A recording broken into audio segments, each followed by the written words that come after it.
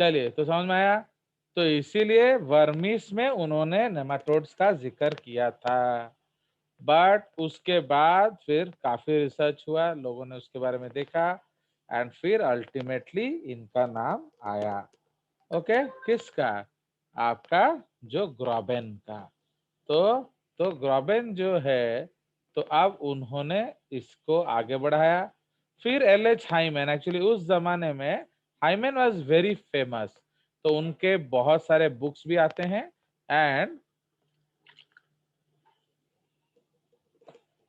And मैंने वो एक बहुत फेमस ऑथर भी थे।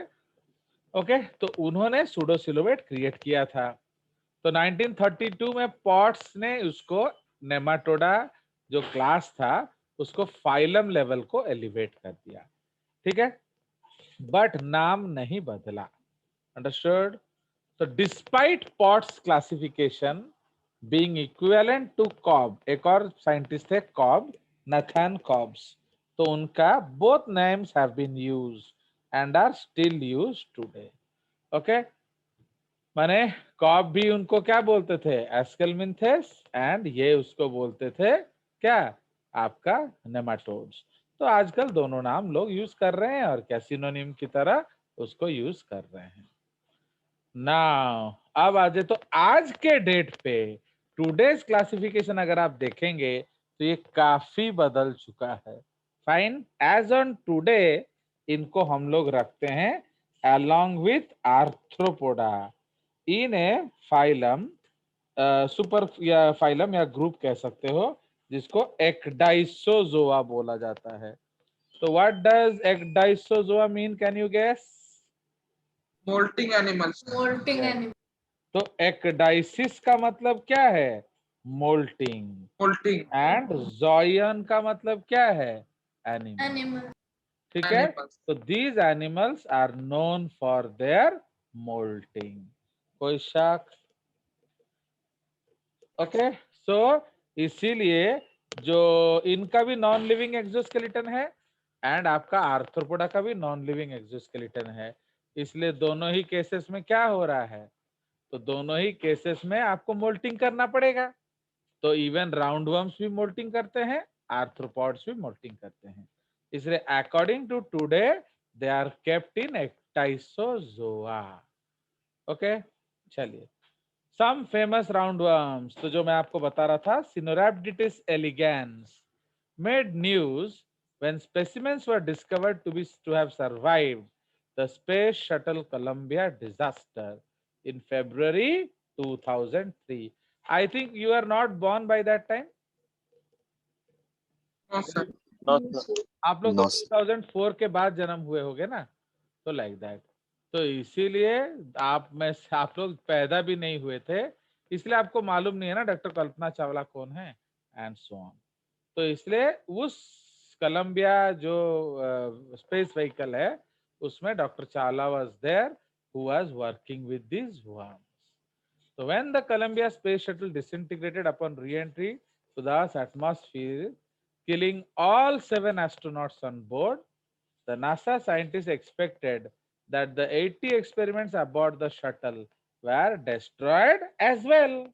Because जब अगर सब कुछ बर्बाद हो गया तो ये एक्सपेरिमेंट का नाम पता कैसे मिलेगा? तो सबको लगा शायद सब गयो। Okay, everything is lost, but ऐसा हुआ नहीं, क्योंकि उन्होंने मैंने सी एवरीबडी एक्सपेक्ट्स दिस कि भाई देखो स्पेस में क्या है, तो कुछ ना कुछ इश्यूज हो सकता है, तो इसलिए लोग ये एक्सपेक्ट करते हैं, इसलिए वाइटल डॉक्यूमेंट्स के लिए एक सेफ केस बनाया जाता है। तो उसी सेफ केस में ये लोग थे। Okay, so but in days after the tragic shuttle disaster, scientists began realizing that wasn't the case. Various salvageable experiments were recovered from the wreckage, including a live group of Sinorhabditis elegans. ठीक है? No one expected that the nematodes could survive the intense heat, but C. elegans got lucky, said Nathaniel Swesick. तो ये एक scientist थे जो उसके बाद इन्होंने सारा एक्सपेरिमेंट किया था, तो उन्होंने बोला ये शायद लकी थे। Okay, they sustained some heat damage but that's all, उन्होंने कहा। The thermos size metal container holding the nematodes was housed inside the locker of a crew compartment that was reinforced specially to protect the material। समझ रहे हो? तो वो एक special जगह पर रखा गया था।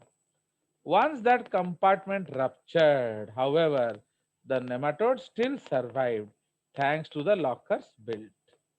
तो स्पेसिक ने बेसिकली क्रेडिट किसको दे दिया? लॉकर को। Okay, the C. elegans stayed alive upon impact because by that time that part of the shuttle fell to the ground.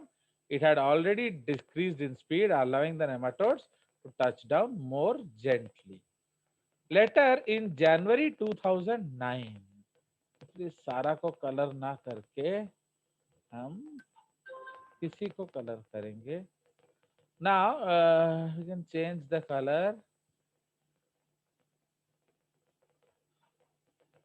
So later in January 2009, okay, live samples of C. elegans from the University of Nottingham were announced to be spending 2 weeks on the International Space Station. Okay, फिर उनको लेकर गया लोगों ने। तो इन 2003 देखो, ये अब इसीलिए मैंने आपको पूछा था कि आपको ये सब पता है कि नहीं। मैंने देखो एक वर्म के लिए नोबेल प्राइज मिला हुआ है। ओके, तो in 2002 Nobel Prize in Physiology or Medicine was awarded to Sidney Brenner, H. Robert Horwitz, okay, and John Sulston for their work, okay, for their work on the genetics of organ development and programmed cell death in C. elegans। तो ये वो लोग पढ़ रहे थे, तो समझ रहे हो? तो this was the work for which they were awarded the Nobel prize. समझ रहे हो? तो genetics of organ development and programme cell death. Programme cell death को हम लोग क्या कहते हैं? Apoptosis. That is also called apoptosis. ये बहुत इंपॉर्टेंट वर्ड है, याद रखना। प्रोग्राम सेल डेथ का मतलब क्या है? Apoptosis. Okay, in C. elegans in 2006 देखो एक और Nobel prize in physiology or medicine was awarded to Andre Fire and Craig C. Mello for the discovery of RNA interference in Caenorhabditis elegans। तो देख रहे हो? तो ये आपका दूसरा Nobel prize due to one round one. In 2008, Martin Shalfie shared the Nobel Prize in Chemistry for his work on GFP। इसको हम लोग GFP बोलते हैं, काफी इंपॉर्टेंट चीज है। ओके, एवढा सब ना उड़ा सुनी था कहना जब तमे नुआ नुआ मैंने किसी जिन से पढ़ी हो ना ये सब यूज होगा। तो what is GFP? Green fluorescent protein. Okay, some of the research involve C. elegans। ठीक है, उसके बाद मेलोइडिगाइन इनकॉग्निटिया। तो मेलोइडिगाइन इनकॉग्निटिया जो है वो एक और राउंड वर्म है जो हम लोग RNAi में यूज करते हैं। ओके, तो it is a soil nematode that is used in case of RNA interference technique. ऐसे बहुत हैं, मैं एक दो नाम गिन रहा हूं बिकॉज ये इतना डाइवर्स फाइलम है कि गिनते गिनते समय खत्म हो जाएगा, पर नाम खत्म नहीं होगा। Okay,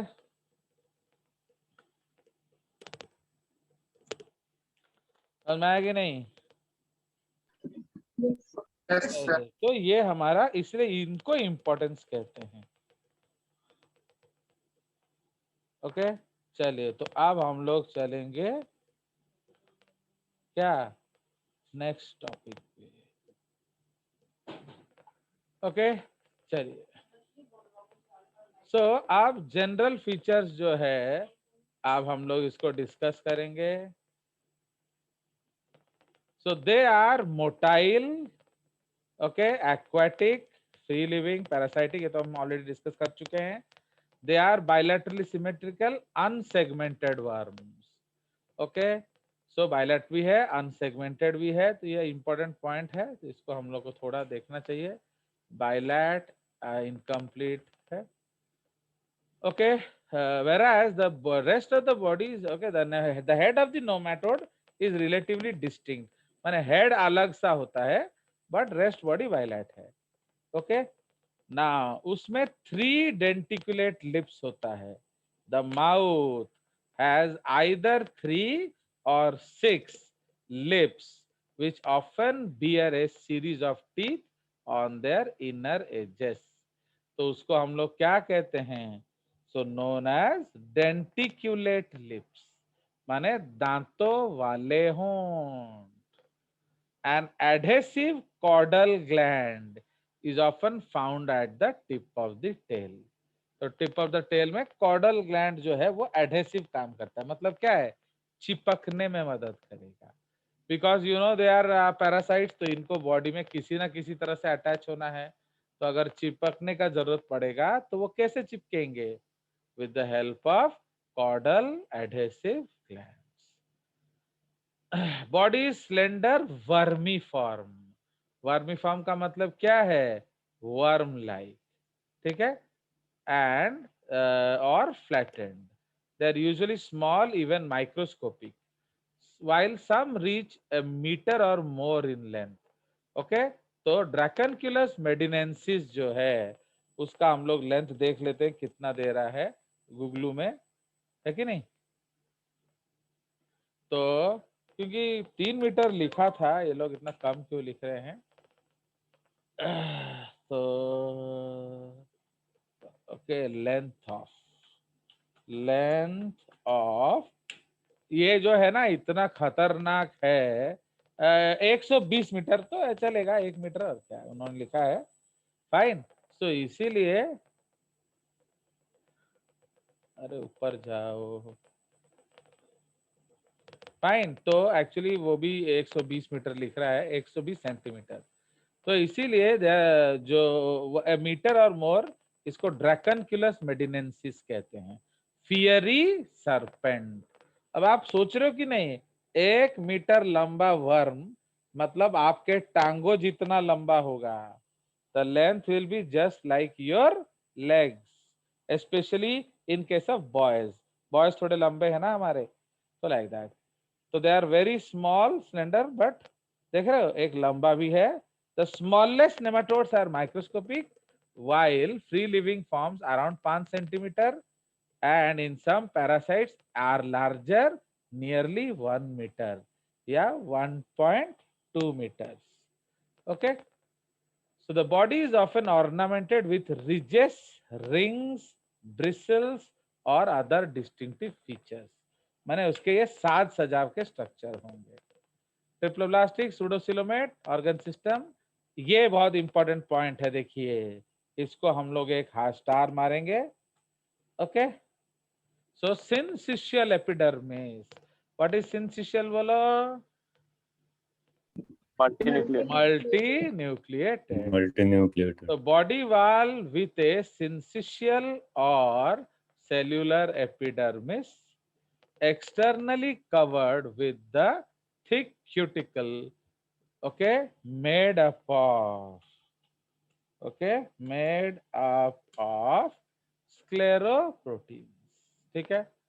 The epidermis is either a syncytium or a single layer of cells and is covered by a thick collagenous cuticle. Okay. तो क्यूटिकल आपका नॉन लिविंग लेयर है कि नहीं?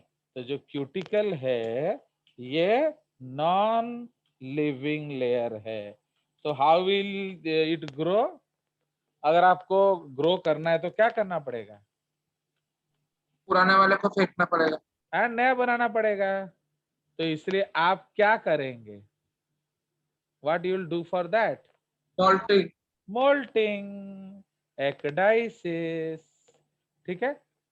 So the cuticle is often made up of, made of a complex structure and may have 2 or 3 distinct layers. Underneath the epidermis lies a layer of longitudinal muscle cells. वो तो हमने देखा है कि आपके एक्टोडर्म के बाद क्या है, मसल सेल्स। इनमें स्किन में डर्मिस नहीं होता है, याद रखना। So there is no dermis in their skin, ठीक है। नाउ द डर्मिस मतलब? अरे जो हमारा स्किन है, स्किन में कौन कौन सा लेयर है बताइए। टिश्यूज में आप क्या पढ़े हो स्किन में? Outer layer is dead epidermis and inner layer is क्या, connective tissue made up of dermis. तो समझ में आया? तो हमारा जो स्किन है उसमें बाहर वाला लेयर को एपिडर्मिस बोलते हैं एंड अंदर वाले लेयर को डर्मिस बोलते हैं। तो एपिडर्मिस रो अर्थ कौन रे बाबा? Outer layer. आउटर छी यार, तुम लोग इतना गधा कैसे हो रहा है? Sir, outside of dermis. छी छी छी छी छी छी, महापाप। सब सिखाने के बाद अगर तुम ऐसा करोगे तो कैसे लगेगा सैम, बताओ। What is the meaning of epidermis? Sir, AP मतलब ऊपर, अपॉन, अपॉन डर्मिस। तो आप खुद बोलो, क्या इसे एपिडर्मिस बोलना चाहिए? बताइए क्या जब इस डर्मिस ही नहीं है तो तो एपिडर्मिस। डर्मिस ही नहीं है तो एपिडर्मिस कैसे बोलेंगे? तो बट फिर भी लोग बोल देते हैं। तो एक्चुअली ये इसको एपिडर्मिस क्यों बोल रहे हैं?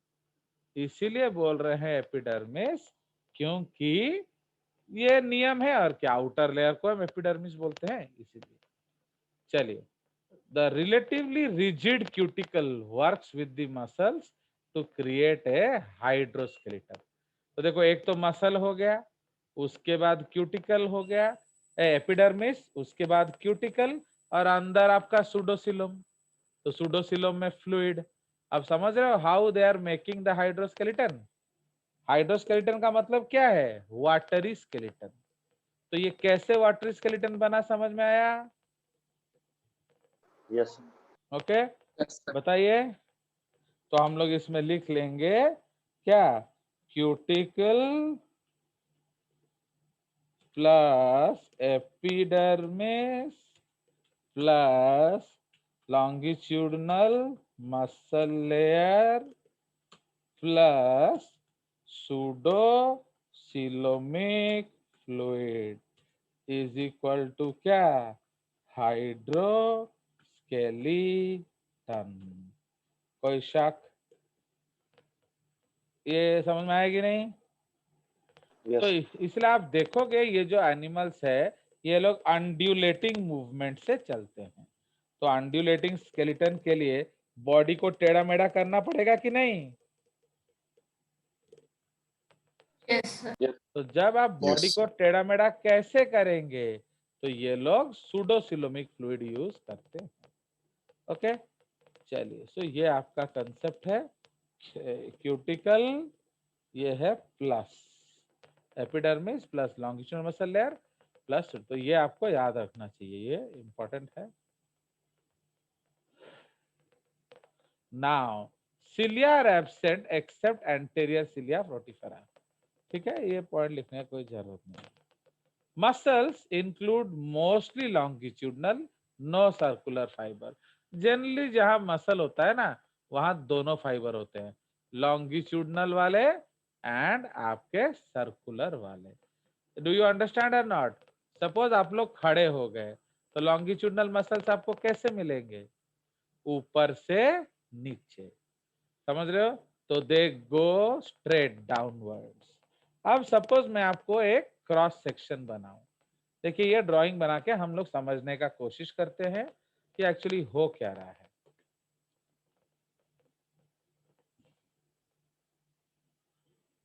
नाउ सपोज ये आपका एक राउंड बॉडी है, ये एक बॉडी है। नाउ अब ये तो हमने देखा ये एलिमेंट्री कैनाल है कि नहीं? व्हाट वी सॉ, सॉरी इसको कलर चेंज कर देते हैं।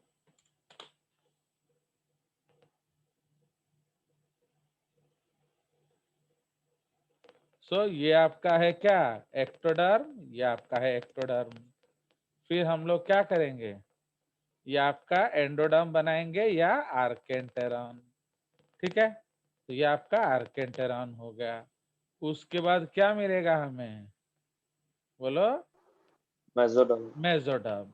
तो इसका मेसोडर्म कहाँ होता है, सिर्फ एक्टोडर्म। एक्टोडर्म के तरफ, आपका एंडोडर्म के तरफ मेसोडर्म नहीं होता है। फाइन, तो it is something like this. Okay, आया समझ। तो अब ये जो मसल्स है ये इस तरह से दिख रहा है, बट ये आपका लॉन्गिट्यूडनल मसल लेयर है। तो लॉन्गिट्यूडनल मसल लेयर मतलब ये कैसे दिखेगा, बताइए। It will appear as if like this, dot dot dot dot dot dot dot. तो ये ऐसे दिखेगा। आप समझ रहे हो वहां ये डायग्राम ऐसे क्यों दिख रहा था।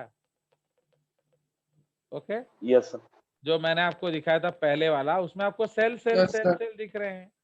तो क्यों दिख रहा था, क्योंकि ये लॉन्गिट्यूडनल मसल फाइबर है। अगर सर्कुलर वाला होता तो बिल्कुल ऐसे होता। क्रॉस सेक्शन का क्रॉस सेक्शन ऑफ सर्कुलर क्या होगा, सर्कल। बट क्रॉस सेक्शन में लॉन्गिट्यूडनल कैसे दिखेंगे, full stop, dot. Dots. Not dots. तो देख रहे हो, तो ये सर्कुलर हो गया। उसके बाद एक और सर्कुलर मसल। ओके, तो ये सब सर्कुलर मसल लेयर हो गया। फिर सपोज एक और सर्कुलर मसल, तो ये आपका सर्कुलर है। बट ये डॉट डॉट डॉट डॉट क्यों लग रहा है, बिकॉज वो ओनली लॉन्गिट्यूडनल है, उसमें कोई भी सर्कुलर मसल नहीं होगा। बट हमारे केस में क्या होता है, हमारे केस में लॉन्गिट्यूडनल भी होता है एंड सर्कुलर मसल्स भी होता है। कोई शक। No sir. Yes, sir. चलिए, so this is the case. Now अब हम लोग आगे चलते हैं। एक्चुअली क्या है, आपको हर समय जेसीईआरटी में मुश्किल ही लगेगा पढ़ाई, क्योंकि ना हम लोग पढ़ते हैं। बाकी अलग जगह आपको क्यों आसान लगता है, क्योंकि वो लोग ये सब पढ़ते नहीं हैं। तो जब पढ़ोगे तो ऑब्वियसली उसको याद करना पड़ेगा, प्रैक्टिस करना पड़ेगा, है कि नहीं। तो लगता है, तो अगर आप देखोगे, अगर आप प्रैक्टिस करते रहोगे ना, आप कभी भी नहीं भूलोगे। बट अगर आप प्रैक्टिस छोड़ दोगे तो बड़े बड़े लोग भूल जाते हैं। ओके, आप जीआरबी डाउट लेके आपके स्कूल टीचर्स के पास चले जाइए, वो लोग क्या बोलते हैं देखेंगे। ओके, चलिए नेक्स्ट पॉइंट। तो आया, तो ये हमारा कंसेप्ट है। अब चले गए, उसके बाद हम चलते हैं डाइजेस्टिव सिस्टम जो है, it is straight and complete. Complete का मतलब क्या है, एनस प्रेजेंट, ठीक है। बट इसमें कुछ लोचा है। क्या लोचा है, बोलिए। Intestine is non muscular. Can you explain this point. तो हमने देखा था, तो सपोज आपका इंटेस्टाइन मस्कुलर है, तो इसका मतलब क्या है, उसका मेसोडर्म एंडोडर्म के पास है, एंड एक्टोडर्म में नहीं है। अरे हमारे केस में एक्टोडर्म में नहीं है। है सर। है सर। आपका स्कूल, आपका है जो सर। आपका जो स्किन हिलता नहीं है क्या, ठंड में आप ठिठरे हो कभी, यस। ताहले why your skin is shivering in the winter, because there are muscles. तो इसलिए हमारे केस में क्या है, बोलिए, स्किन के साथ भी मसल्स हैं एंड डाइजेस्टिव सिस्टम के साथ भी मसल्स हैं। कोई शक। बट इनके No. केस में हमने क्या देखा था, इनके केस Ectoderm में के साथ मसल एक्टोडर्म के पेट साथ में तो है, बट एंडोडर्म के साथ नहीं है।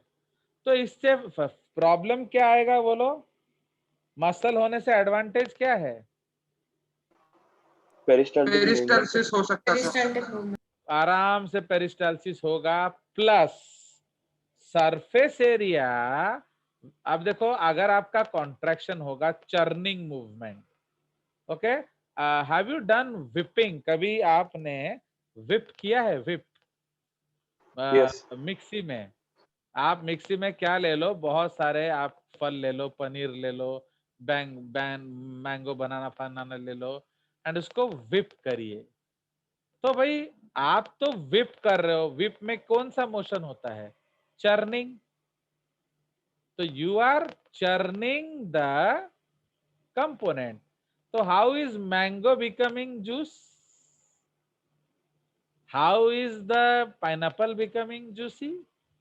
इसका मतलब वो प्रेशर जो है वो सॉफ्टर मॉलिक्यूल्स को तोड़ने में भी मदद करता है।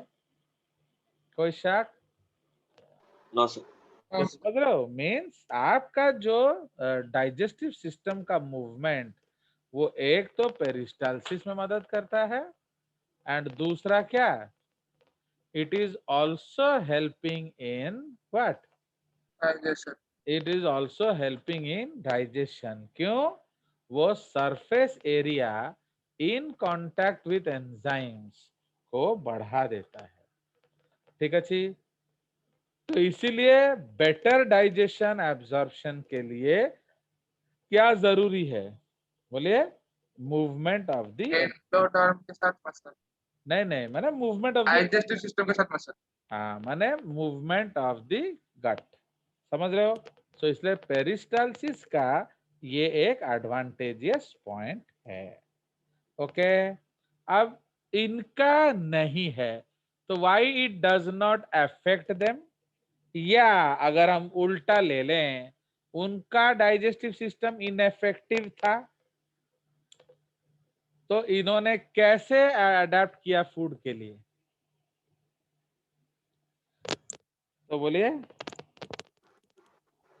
जी। हमने क्या टाइम लिखा? के एंडोडर्म से। हमने क्या लिखा? 1/3 of these animals are parasites. तो why did they select parasitism? बोलिए। उनका उसमें Because of the डाइजेशन करना उनके inefficiency लिए मुश्किल है। digestion. तो अब अभी देखो, वो सीधा न्यूट्रिएंट्स लेते हैं। अभी 1.5 साल के करीब कोरोना हो गया है कि नहीं? Around 1.5 year corona has disturb the world, but in 1.5 सालों में आप एक दिन भी भूखे रहे हो? बोलिए। No, sir. बहुतों का सैलरी चला गया, बहुतों का जो क्या आपका नौकरी चला गया, फिर भी क्या आप लोग एक भी दिन भूखे रहे हो? नहीं। No sir. तो No, sir. समझ रहे हो? तो इसीलिए ये लोगों ने देखा कि अगर हम बाहर रहते हैं तो भाई खाने का रिस्पॉन्सिबिलिटी किसका है? हमारा है। हमारा है। आप देखोगे, सपोज एक आदमी गांव से निकल कर आता है, he will prefer to be in a hotel job than in construction site. Can you tell me why? बच्चा कुचा खाना वो खा सकते हैं, लेकिन अच्छा अच्छा खाना नहीं, खा बच्चा कुचा नहीं रे बाबा, खाने को मिल जाएगा। होटल में खाने को जरूर मिलेगा। अगर आप होटल में नौकरी करोगे ना, तो फूड इज गारंटेड, बच्चा कुचा नहीं। हाँ, आपको जैसे मछली बना है तो सपोज मुंडी मिल जाएगा, या सपोज आपको झोड़ो आलू तो मिलेगा ही मिलेगा, भले ही मछली ना मिले, बट सपोज आपको झोड़ो आलू मिलेगा, या फिर अच्छा अगर आपका मालिक है तो आपको ठीक खाना मिलेगा, खाने में कोई दिक्कत नहीं है, खाना मिल जाएगा और वहीं आप रह सकते हो।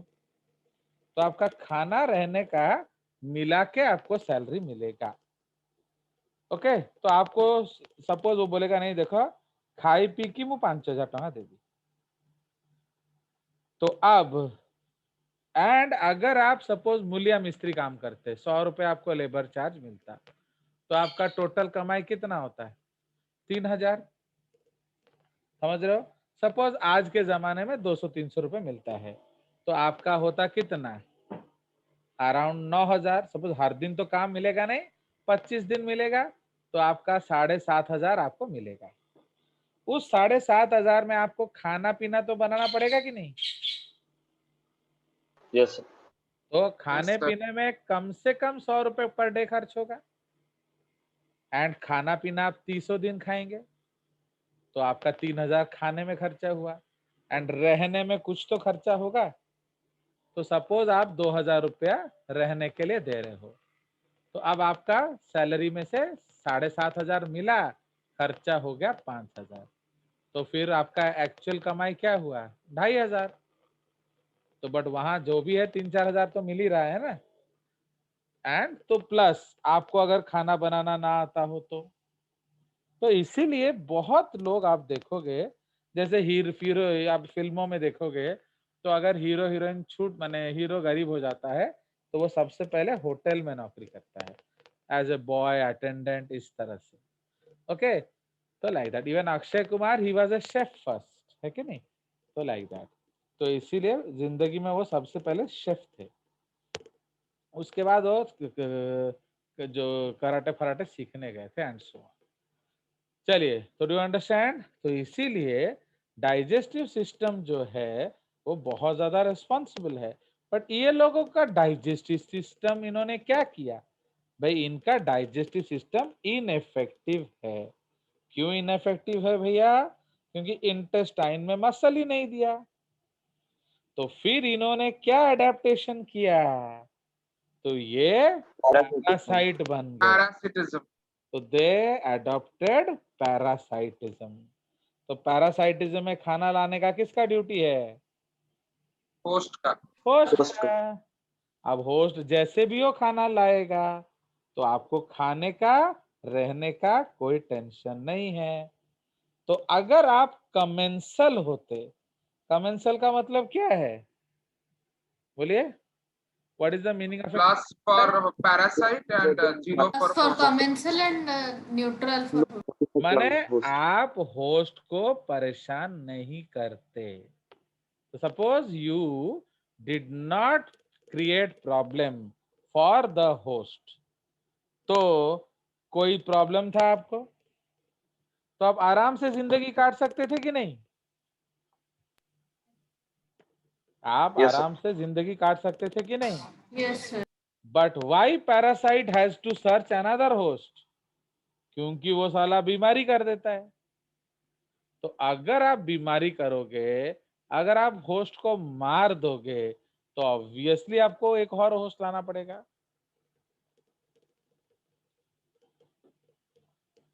है कि नहीं? Yes, sir. अगर आप होस्ट को मार दोगे तो ऑब्वियसली आपको क्या करना पड़ेगा? If your host is dead, what you have to do? That's for Find another. another host. You have to find another host.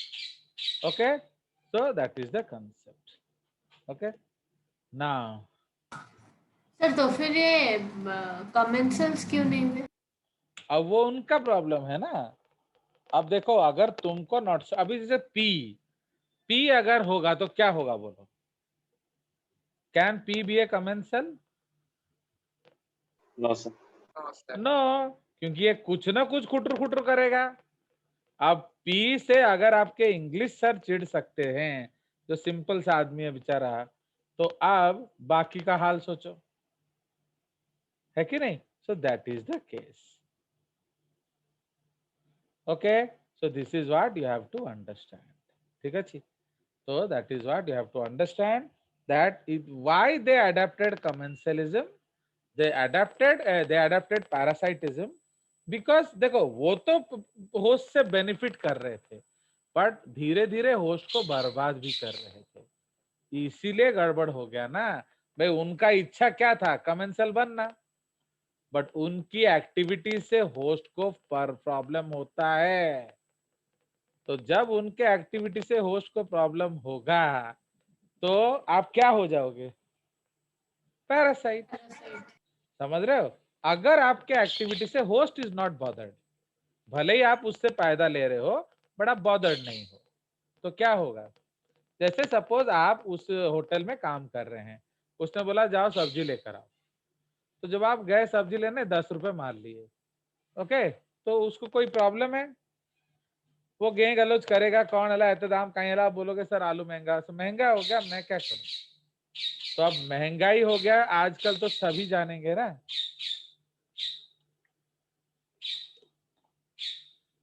Yes, sir. Yes, आजकल sir. आज के माने in this world, in this India, चीज महंगा हो गया, ये किसी को बॉदर नहीं कर रहा। क्यों मालूम है भाई? जो जनरली हो रहा है उसके लिए लोग हैबिचुएटेड हो जाते हैं। हाँ, अब सरकार है तो इनका होगा ही होगा, ऐसे बोल के बस चुप रह जाते हैं। Obviously it is biting their pocket, but करेंगे क्या? कुछ उपाय ही नहीं है। अरे अगर आप लड़ लिए तो क्या होगा? तेल का रेट कम हो जाएगा ना, गैस का रेट कम हो जाएगा ना, कुछ कम हो जाएगा। So like that. ये लोग तो कमाने वाले नहीं, इसीलिए लोग चुपचाप अपना जी रहे हैं, और क्या है। ओके, तो इसी तरह से जो पैरासाइट है वो नेगेट करता है होस्ट का डेवलपमेंट, इसलिए बेचारा उसे